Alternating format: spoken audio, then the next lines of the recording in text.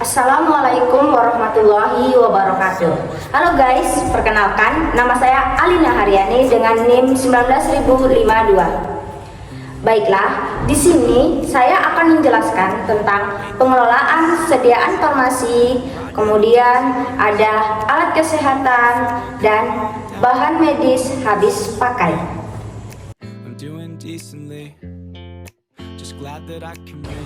Baik, yang pertama akan saya jelaskan yaitu adalah pemilihan, di mana pemilihan ini adalah kegiatan untuk menetapkan sediaan farmasi, alat kesehatan, dan bahan medis habis pakai yang dibutuhkan. Biasanya pemilihan ini bisa kita lihat berdasarkan pedoman formularium rumah sakit, kemudian pola penyakit, mutu, harga, dan ketersediaan pasar. Baiklah, yang kedua yaitu adalah perencanaan, di mana perencanaan itu adalah kegiatan untuk menentukan jumlah dan periode pengadaan sediaan farmasi, alat kesehatan, bahan medis habis pakai sesuai dengan kegiatan pemilihan. Untuk metode perencanaan ini sendiri terbagi menjadi 3. Yang pertama adalah metode epidemiologi, di mana metode ini yaitu metode pola penyakitnya. Kemudian yang kedua adalah metode konsumsi, di mana metode ini adalah melihat periode sebelumnya. Kemudian yang ketiga yaitu metode kombinasi, di mana metode ini gabungan dari metode epidemiologi dan metode konsumsi. Baiklah, yang ketiga adalah pengadaan, di mana pengadaan ini adalah kegiatan untuk merealisasikan perencanaan. Metode pengadaan ini bisa kita lakukan seperti memesan barang ke PBR, kemudian pembelian, produksi, hibah, dan lain-lain. Yang keempat adalah penerimaan. Penerimaan ini adalah kegiatan untuk menjamin kesesuaian jenis, spesifikasi, jumlah sediaan farmasi, alat kesehatan, bahan medis habis pakai. Di penerimaan ini ada yang perlu kita perhatikan. Yang pertama itu seperti kesesuaian faktur dan surat pesanan dari kita. Kemudian kita perhatikan juga nama obatnya sudah sesuai atau belum. Kemudian yang kedua ada dosis dari obat tersebut. Yang ketiga ada dari jumlah obat. Kemudian kita lihat juga kondisi obatnya seperti bungkusnya, botolnya. Kemudian kita lihat juga nomor batch-nya supaya untuk mereturnya lebih mudah. Kemudian kita lihat juga dari tanggal kadaluarsanya untuk memudahkan kita untuk di penyimpanan. Baiklah, yang kelima adalah penyimpanan. Penyimpanan ini adalah kegiatan untuk menjamin dan menjaga kualitas dari sediaan farmasi, alat kesehatan, dan bahan medis habis pakai. Seperti contohnya ini, untuk penyimpanan narkotika, itu tuh lemarinya harus dua pintunya harus ganda.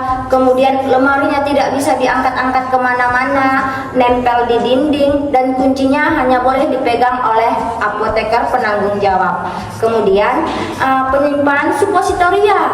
Penyimpanan suppositoria itu karena suppositoria ini gampang meleleh, oleh karena itu disimpan di kulkas. Kemudian penyimpanan tablet itu di rak tablet, dan biasanya itu disusun berdasarkan ada farmakologinya.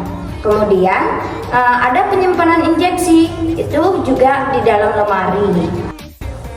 Baiklah, yang keenam adalah pendistribusian, di mana pendistribusian ini adalah kegiatan serangkaian kegiatan dalam rangka menyalurkan sediaan farmasi, alat kesehatan, dan bahan medis habis pakai dari tempat penyimpanan sampai ke tempat pelayanan atau sampai ke pasien dengan tetap menjamin mutunya.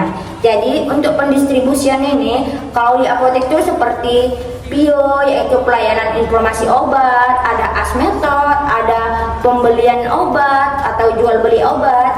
Kemudian ada juga ini di rumah sakit tuh seperti floor stock, yaitu penyimpanan lengkap dalam ruangan. Kemudian yang kedua itu ada UDD.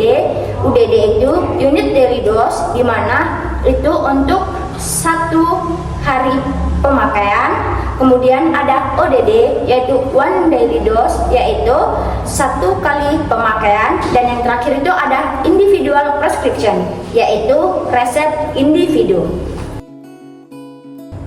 Baik, yang ketujuh adalah pemusnahan. Pemusnahan ini adalah kegiatan untuk seperti melenyapkan obat atau menghancurkan obat, menghancurkan sediaan farmasi, alat kesehatan, dan bahan medis habis pakai. Nah, pemusnahan ini itu dilakukan jika obat mengalami seperti perubahan warna, perubahan rasa, kemudian ada obat yang sudah kadaluarsa atau ada obat yang sudah tidak layak digunakan. Untuk obat kadaluarsa ini biasanya dilakukan pemusnahan 5 kali sekali oleh Dinkes. Yang kedelapan adalah pengendalian. Pengendalian ini adalah kegiatan untuk mengendalikan stok obat-obatan, stok alat kesehatan, sediaan farmasi, bahan medis habis pakai. Biasanya ini tuh kita tuh kayak seperti mengendalikannya itu kayak pakai kartu stok gitu. Dimana kartu stok ini itu tuh ada nama obatnya gitu, nama alat kesehatannya kita tulis nanti. Habis itu kayak nama bahan medis harus pakainya juga kita tulis. Kita tulis juga tanggal keluarnya, kita tulis juga tanggal masuknya.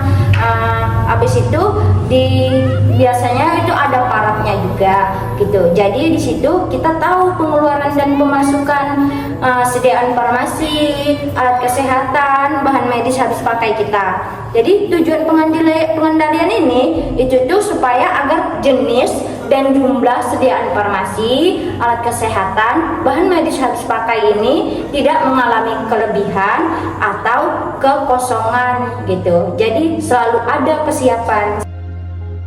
Baiklah teman-teman, saya sudah menjelaskan tentang pengelolaan sediaan farmasi, alat kesehatan, dan bahan medis habis pakai. Saya harap dari penjelasan saya tersebut teman-teman dapat memahaminya, kemudian suara saya jelas, kemudian bermanfaat untuk teman-teman, karena pengelolaan sediaan farmasi, alat kesehatan, dan bahan medis habis pakai ini sangat berguna ketika teman-teman bekerja seperti di rumah sakit atau di apotik, kemudian di puskesmas. Selain itu, kalau teman-teman magang nih, ada nih jadinya ilmunya sedikit atau banyaknya dari saya gitu. Baiklah, saya mohon maaf nih jika saya tuh salah dalam penyampaian atau terlalu cepat atau terlalu lambat. Baiklah, sekian dan terima kasih.